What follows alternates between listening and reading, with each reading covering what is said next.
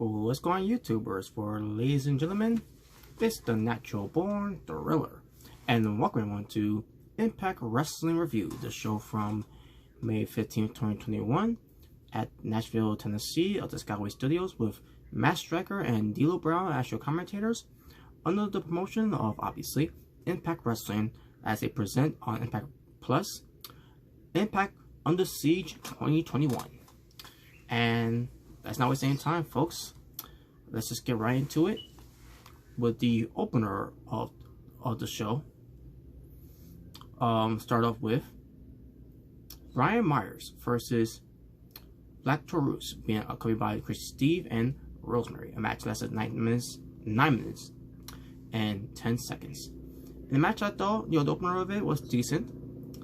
Black Taurus was basically dominating the match. Brian Myers also he got the upper hand when Crazy Steve got taken out by Brian Myers for a little bit. Taurus that distracted him, where Brian Myers took advantage of it, and it was basically a back and forth until Brian Myers may have did the whole thumb to the eye to Black Taurus, and it gives him the roster's cut clothesline for the win, and that was the end of that whole thing with Brian Myers and Taurus. And also with Decay, because Brian Myers got the one up on Chrissy Steve and Black Taurus, and that was basically it. Not much to say about that. So that was the opening of the match, and yeah, not a bad match that had the opening to open the show. However, this next match had to follow up this match because, to be honest with you, this match didn't even follow up. It was a tag team match that lasted 4 minutes and 27 seconds. A short match for good reasons too, because it involves Taylor Wilde teaming up with Tina Dashwood with Kill for K at ringside, defeating Kimberly and Susan. And you know, when Susan is involved, you know this match was going to be terrible because of the gimmick. Because that's just basically the gimmick itself. And the match was terrible too. It was the most brutal match I ever had to sit through. Took away 4 minutes and 27 seconds of my life of watching this match. And on top of that, with the still ring rust of Taylor Wilde. So much for that. Ace Austin and Man Fulton versus P.D. Williams and TJP versus Triple XL, which features AC Romero and Larry D, and versus Raju and Shira. I guess they're the hit squad at this point because they're back together and everything. A four-way match to determine who's going to be a four-way tag team match, I should say, to determine who's going to be the number one contender for the Impact World Tag Team Championships. Match lasted 13 minutes and 52 seconds. Match itself, it was good. It was pretty good. It had to follow up the tag team match from the Knockouts, and it did. I thought it did a good job because that tag team Knockouts match to me was a waste of time. It was a joke. I'll get to the other tag team match too, what pertains to the Knockouts as well. But Ace Austin and Man Fulton ends up winning the match. I was not expecting that. I actually was expecting either AC Romero and Larry D, Triple XL to win, because AC Romero was kicking ass in this match too, by the way. And I didn't see P.D. Williams and TJP winning because I really even though they're exhibition wrestlers and all that, and they looked alright as a tag team, but just didn't seem as a tag team. Even with Ace Austin and Man Fulton winning, they still, they look like a tag team in a way now, because Man Fulton is kind of blending in with his whatever type of new attire that he's got on now, with his with the new design, whatever. I still don't see them dealing well as a tag team. Yeah, if anything, Man Fulton should be the bodyguard. Basically like a Michaels Diesel type of way. Since Ace Austin is being portrayed like a Shawn Michaels in a way, because of the sunglasses and all that, and he's good looking and all that. Man Fulton, versus him being tall and everything. Now the whole thing with Diesel and Michaels, that actually worked out well. With them being a tag team and being tag team champions, would be called Two Dudes with Attitude. I'm assuming that was whatever they were called at the time. Either they were called Two Dudes with Attitude or Dudes with Attitude. So I don't see that much with A. Austin and Matt Fulton. Not their fault. It's how they've been being presented, how they're being booked. And lately, with them being booked as a tag team, they haven't been winning any good tag team matches as of late. I can't remember the last time they even won a tag team match, other than this match. And you expect me to believe they're going to become tag team champions against Finn Juice, which we'll get to that when we get to it, when we get to that what happened afterwards, after Under Siege. So, but yeah, they got the win. Yeah, it's still a good tag team match though. Just thought, you know, Ace Austin and Matt Fulton, you know, it could have gone to someone else to, that really could benefit out of all this. Morrissey versus William Mack in a singles match lasted 11 minutes and 55 seconds. And the match, I thought it was pretty decent, back and forth, but most likely match was all Will Morrissey, especially with the way he knocked out William Mack out of the ring. My God, William Mack landed really hard on the outside the ring, and he sold it pretty well. But Will Morrissey really showing how much of a big badass he is, a beast that he is, and he ends up winning the match. And after the match, he ends up, you know, adding more insult to injuries, and then we get the return to come to the aid of William Mack was Rich Swann, and taking out taking out W. Morrissey, excuse me, and had the steel chair with him because Will Morrissey was going to use a steel chair onto William Mack. That's why Rich Swann came out for the save. So because Morrissey saw the chair in Rich Swann's hand, he decided to just back off, and that was it. And that was the program that they did there. Now they did some other segments here too, and they did some backstage promos too as well. Especially with well, the one that Tasha Steelz cut. You know, when Kiera Hogan and Tasha Steelz, you know, Fire and Flavor, were being interviewed by Gina Miller. So, but speaking of Fire and Flavor, Kiera Hogan and Tasha Steelz versus the Impact Knockout Tag Team Champions, Jordan Grace and Rachel Ellering. A tag match from the Knockout Tag Team Championships. 12 minutes and 37 seconds lasted. And this was even a better Knockout Tag Team match than the other Knockout Tag Team match that they had from earlier. Obviously, because this is for the tag belts and everything. And this program between Fire and Flavor versus Jordan Grace and Rachel Ellering has been hated. Been built up pretty good. And Tasha Steelz show a lot in this match too, by the way. And that's why I want to see more Tasha Steelz, you know, showing more of that fire and flavor in her. No pun intended there. And Kiera Hogan, you know, she did her thing too, but Tasha Steelz really, you know, showcased what she can bring to the table, not just on the mic, but also in the ring as well. And surprisingly, Tasha Steelz got the win for the team on Jordan Grace with the frog splash. It was not a big impactful frog splash, but a frog splash that shocked the hell out of me that they won the tag belts. And like, oh my God, and that's another thing. Jordan Grace and Rachel Ellering just won the tag belts from them not too long ago, and then all of a sudden, Fire and Flavor ends up winning the belts, the tag belts back too. And I couldn't believe it. And basically, when Tasha Steelz cut that promo earlier, where since when which they go win the tag belts back and everything, she had a lot of fire and a lot of passion of a promo of where she wants to get those tag belts back for Fire and Flavor, and she backed it up with her promo. And and Kiera Hogan ends up with with period, and but yeah, I couldn't believe it. And Jordan Grace was not happy about that, obviously, because she wasn't happy in what she lost to Tasha Steelz from the before the Impact show, and it was supposed to be, it's supposed to build up to something where Jordan Grace is gonna maybe they're gonna have her turn heel. I don't know if that's gonna be the idea behind it. Is that what they're going for? I don't know if that's the if they are going to go with that idea, but we'll see. But yeah, this is a good match though. Either way, either outcome could worked out either way. But Fire and Flavor win the titles back again. I could be more happier.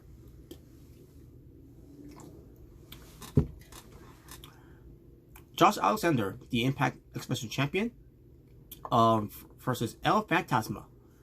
For the Impact Exhibition Championship, 16 minutes and 44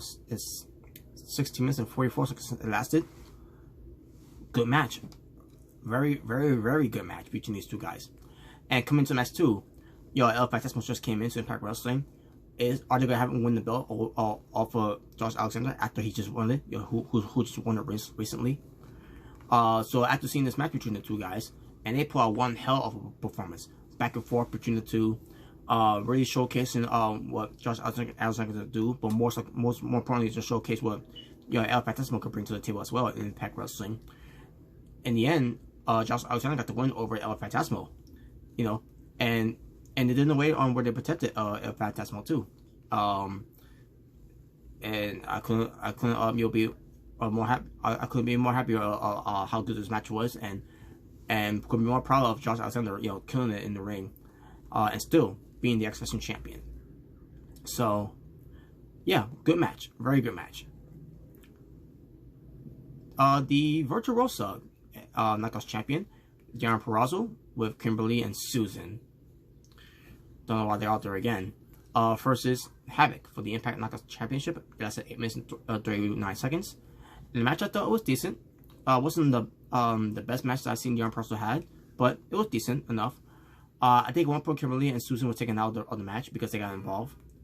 So it was just Havoc and Deonna Purrazzo. Havoc and Deonna Purrazzo had put out a very decent performance from one another, especially with Deonna Purrazzo getting the upper hand on Havoc, which is her being the technical wrestler with all these technical submission moves that she will apply, and Havoc was holding her own in the match too. And then in the end, it was Deonna Purrazzo winning to retain on Knockouts Championship by submission, by the way. The 6-man tag team match that features Eddie Edwards and Finjuice, David Finlay and Juice Robinson, the Impact Tag Team champions, as they go up against the Elite of Kenny Omega, the AEW, Impact, and TNA World Heavyweight Champion, along with the Triple A Mega Championship as well. Teamed up with the Brothers, Doc Gallows and Carl Anderson, being accompanied by Don Callis. 6-man tag team match, like I said before, and it lasted 19 minutes and 57 seconds. And match is over. It was good. Yeah, that's all I can say from there. It was a good match. Now I was not expecting the Elite to lose here, but the one who took the pinfall here was Doc Gallows. I believe it was Doc Gallows from a shitty Boston knee part by Eddie Edwards. It did not look very good with that with his finisher. The Boston knee part he did. But yeah, but there was a lot of finish moves that was happening in the match by David Finlay of his stunner, and then Juice Robinson's Pulp Fiction, and I'm assuming it was Doc Gallows who took the pinfall because he's slowing to get back up and everything, and then boom, the shittiest Boston knee part I've ever seen from Eddie Edwards because his gimmick.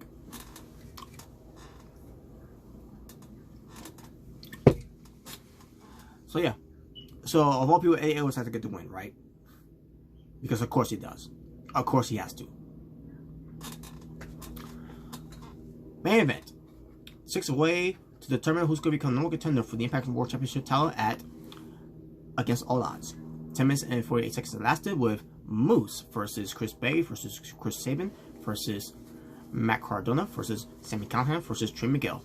In an amazing match. All these guys did one hell of a splendid job in this match. Especially the winner of this match. And the winner of this match was Moose, giving the Lighthouse Spear to Chris Sabin for the win. Now Sami Callihan was gonna capture the win here, but then the Good Brothers came out and cost him the match.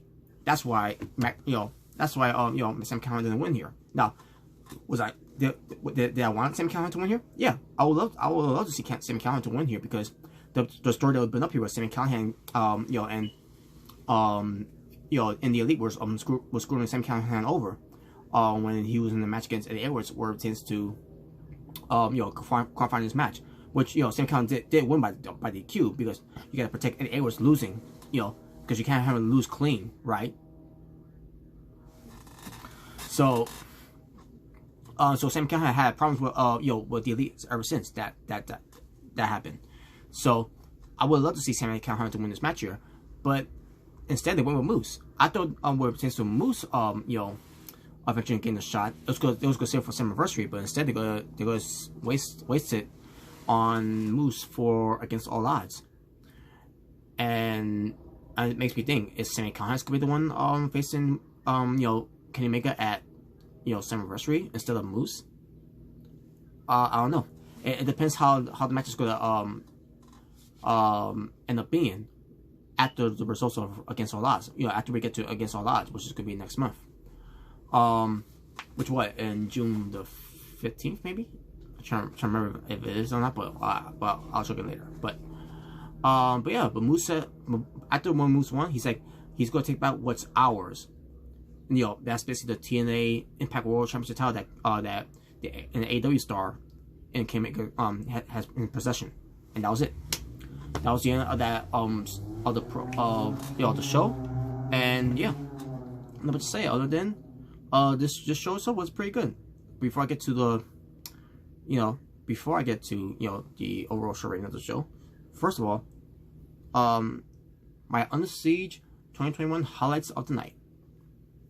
Swerve of the night goes to the Goobers screwing over on Sami Callihan, because I was not expecting that type of swerve. Or pertains to who's going how it's gonna how the it's gonna be transpire for this event. Shock of the night was Fire Flavor regaining Knockout Tag Team titles, because again, I was not expecting them to win the belts back, and especially how Tasha Steelz won with the Frog Splash. Wasn't the best Frog Splash. It was decent, but it wasn't that type of impactful Frog Splash that I expected from them to win the belts back. But either way, yeah. Moment of the night was Ace Austin and Madman Fulton, even though they were not my choice to win, but at least I got given this moment Martinez to finally win a tag team match. So since God knows how long. Promo of the night goes to Tasha Steelz. Martinez to Martinez to win back the tag belts and everything, and she had a lot of fire and passion and behind that promo that she did, and she showed a lot of anger in it as well. Like, wow, this is the Tasha Steelz I wanted to see a lot. Not saying that she never had that, but the way that she had put out there, like, yeah, that's what I'm talking about. That's the Latina heat that I want to see, because she is Puerto Rican. She's the Puerto Rico badass, and I love that promo from her. So she gets promo of the night for me.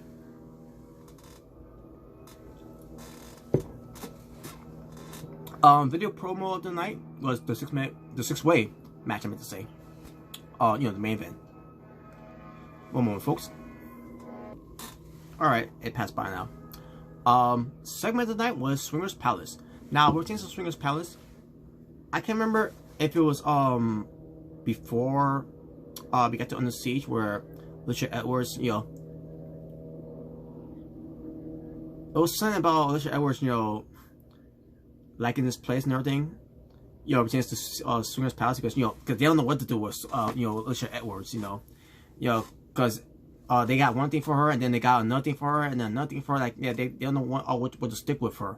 Versus what they want to do with Alicia Edwards. So they decided to have her work with Giant Swinger in Swingers Palace and everything. And this ends up being a follow-up on the Siege, which is why I put this segment of the night. Not because of Alicia Edwards though, but yeah, Alicia Edwards ends up becoming one of the Swingerellas. Now all they need to do is to fire that other one with the tattoo. I'm just saying. Now I don't remember much about the segment itself, but